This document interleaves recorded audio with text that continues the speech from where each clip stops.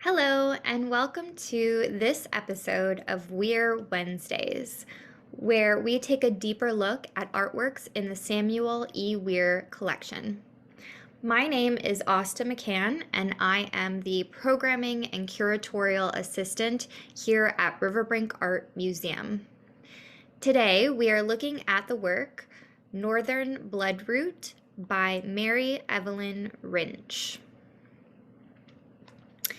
This lino-cut print, Northern Bloodroot, was gifted to Samuel Weir in 1954 from the Canadian Society of Painters, Etchers, and Engravers as an honorary member print. This close-up view of white flowers with leafy stems may serve as a hopeful call to spring. Bloodroots, a flowering plant native to North America, burst forth from the forest floor in mid-April and are one of the first signs from nature that warmer days are ahead.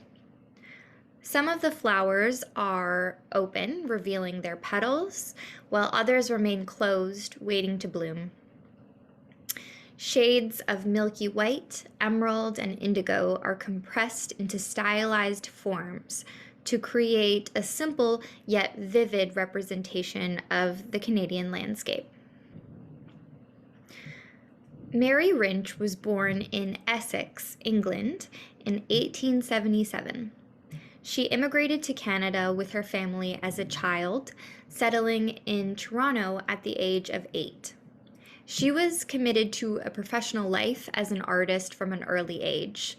From 1889 to 1893, she studied painting and printmaking at the Ontario College of Art and Design, then known as the Central Ontario School of Art. After completing graduate studies in London, England, she returned to Toronto, becoming art director at the Bishop Strachan School in 1901. Wrinch began her career as a painter of miniatures. These tiny watercolor on ivory portraits thrived in North America during the early 19th century. And here we can see an example of one of her miniatures. In 1906, Wrinch traveled to France and returned with a large number of small impressionist sketches. Of this time, she later recalled, "It was such a revelation being in France at the time. The experience of France changed my whole approach to painting." It was around this time that Wrinch turned to landscape and began to paint on larger canvases en plein air, or outdoors. Wrinch's painting excursions have been largely overlooked to instead celebrate the efforts of male artists who similarly painted outdoors at this time. However, Wrinch's paintings of landscapes in the Muskoka region actually predate the Group of Seven by about a decade, and were in fact an inspiration to them. Wrinch was a self-determined and accomplished artist, skilled in several mediums, including watercolor, carved and painted linoleum block prints, and modernist oil landscapes. However, if she is ever mentioned in Canadian art historical texts, little is actually said about her work.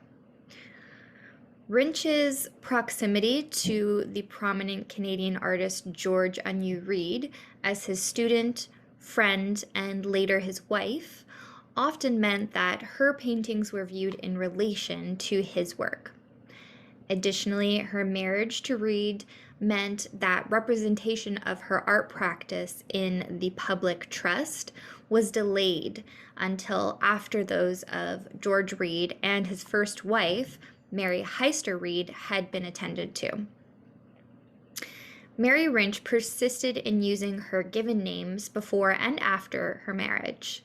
She consistently signed her works Mary E. Wrinch. This was just one example of her commitment to maintaining the professional identity that she had worked hard to develop outside of her marriage. Despite the radical difference in their painting styles, Wrinch's work was often grouped along with her husband's.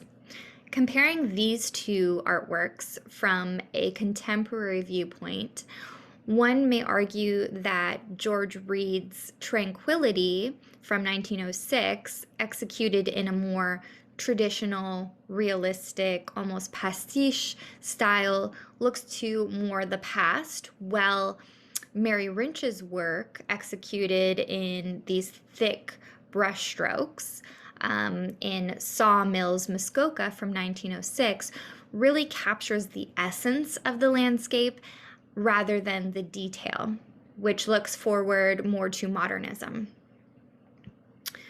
Wrinch's work feels a lot more at home with the group of seven than they do with George Read's. In fact, her works were often exhibited alongside of the group. Notably, her paintings were included in a room at the Moderns at the British Empire exhibition at Wembley in 1924. And in 1926, 10 of her paintings were included in an exhibition of 9 modern Canadian artists at the Art Gallery of Toronto, where they were shown alongside works by artists Lauren Harris, A.Y. Jackson, J.H. MacDonald, and Tom Thompson. Although her exploration of landscape began in northern Ontario, it gradually moved south.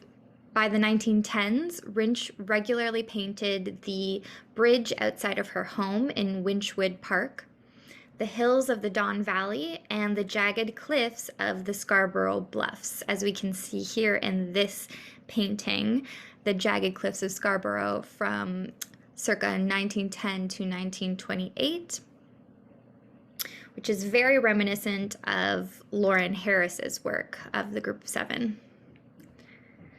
So these scenes were often located closer to the city center as opposed to more rural landscapes of her male counterparts. She had sketched in oil regularly throughout the 1910s and the 1920s, but when she discovered printmaking in 1928, she virtually ceased painting altogether. And it was the prints to which she dedicated the last half of her art practice too. Numerous curators have argued that her reputation rests more strongly in the critical record in the medium of print. The color block prints combined several of Wrinch's interests, including her knowledge of Japanese woodcuts and the printing process. Her interest in floral subjects was a reflection of her love for nature, and she was self-described as possessing an almost encyclopedic knowledge of wildflowers. The close-up views she made of various flora in her prints enabled her exploration of bold areas of color through carefully articulated designs. She continued making prints of floral and landscape subjects until 1944, and then turned her attention finally to maintaining Winchwood Gardens. The prints Wrinch made served a wide range of purposes, for example, exhibition, sale, and seasonal greetings. And throughout this production, she maintained her premarital identity, signing her works Mary E. Wrinch. Despite her undeniable contribution to Canadian art, attention to Mary Wrinch's place in the development of visual art during the first half of the 20th century has been largely delayed. However, art historians and scholars and curators are working to address this gap. In more recent years, Wrinch has been the subject of a touring exhibition organized by the Art Gallery of Windsor in 2012 and a solo exhibition that opened at the AGO in 2020. Mary Evelyn Wrinch's work really works to disrupt our traditional narrative of the Group of Seven.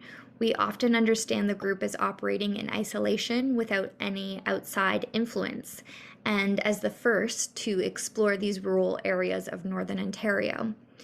But Mary Wrinch is an example of a woman artist who was traveling to these areas well before the group's voyages. In fact, it was Wrinch who was influenced by national modernist styles, such as Impressionism, that she would then impart to her group of 7 colleagues. There is surely more work to be done, and a richer archive yet of Wrinch's life can be written, with further attention paid to her work itself. Mary Wrinch's lino-cut print, Northern Bloodroot, is currently on display in the exhibition Drawing on the Land, curated by Deborah N. Tonzik at RiverBrink Arts Museum. Thank you so much for joining me for Weir Wednesdays, and we will see you next time.